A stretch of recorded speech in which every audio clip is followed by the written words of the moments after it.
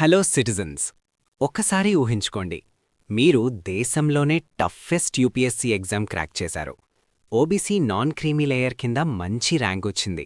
అంతా సెట్ అనుకునే టైంలో మీ నాన్నగారు పీఎస్యూలోనో ప్రైవేట్ కంపెనీలోనో పనిచేస్తున్నారని చెప్పి వాళ్ల జీతం లెక్కేసి మీ డ్రీమ్ జాబ్ లాగేసుకుంటే?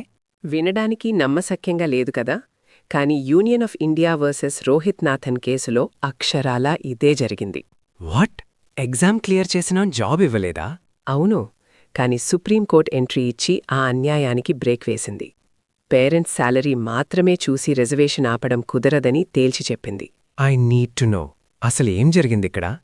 రోహిత్ నేథన్ 2012లో 174 ర్యాంక్, డాక్టర్ ఇబ్సన్ షా 2016లో టాప్ ర్యాంక్ సాధించారు.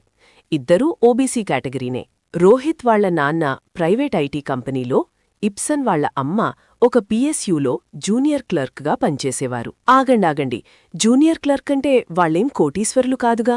ఎగ్జాక్ట్లీ, ఇక్కడే అసలు ట్విస్ట్. 1993 ఆఫీస్ మెమొరాండం ప్రకారం క్రీమీ లేయర్ డిసైడ్ చేయడానికి జీతం లెక్కలోకి తీసుకోకూడదు. అంటే వాళ్లకి రూల్స్ ప్రకారం జాబ్ రావాలి కదా? రావాలి. కానీ department of personal and training వాళ్లు 2004లో వచ్చిన ఒక క్లారిఫికేటరీ లెటర్ని అడ్డుపెట్టుకుని వాళ్ల శాలరీ లిమిట్ దాటిందని ఆ క్యాండిడేట్స్ని రిజెక్ట్ చేశారు. కేవలం ఒక చిన్న లెటర్తో వాళ్ల లైఫ్ నాశనం చేశారన్నమాట.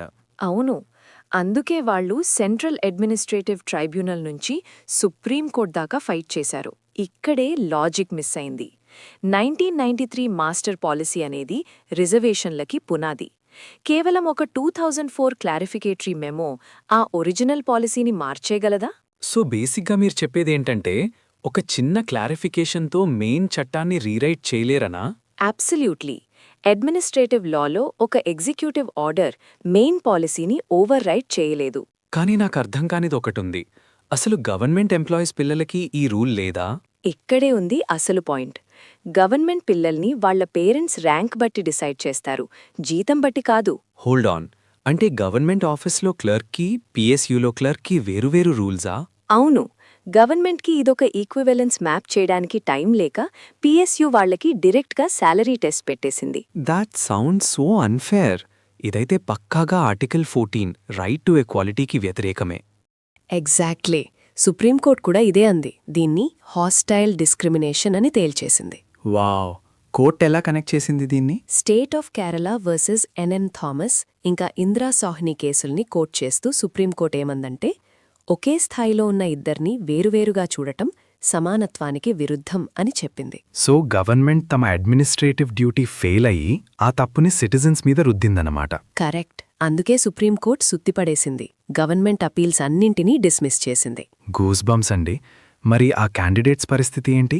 వాళ్లకి జాబ్స్ ఇవ్వాలని, అవసరమైతే వాళ్లకోసం సూపర్ న్యూమరరీ పోస్ట్స్ క్రియేట్ చేయాలని కోర్టు ఆర్డర్ వేసింది. This is huge. అంటే ఇక మీరిట బ్యాంకుల్లో పీఎస్యూలలో పనిచేసే పేరెంట్స్ శాలరీ చూసి మనల్ని క్రీమీ లేయర్ కింద రిజెక్ట్ చేయలేరన్నమాట. That's right. ఎవ్రీడే సిటిజన్స్కి ఇదొక పెద్ద ఆయుధం.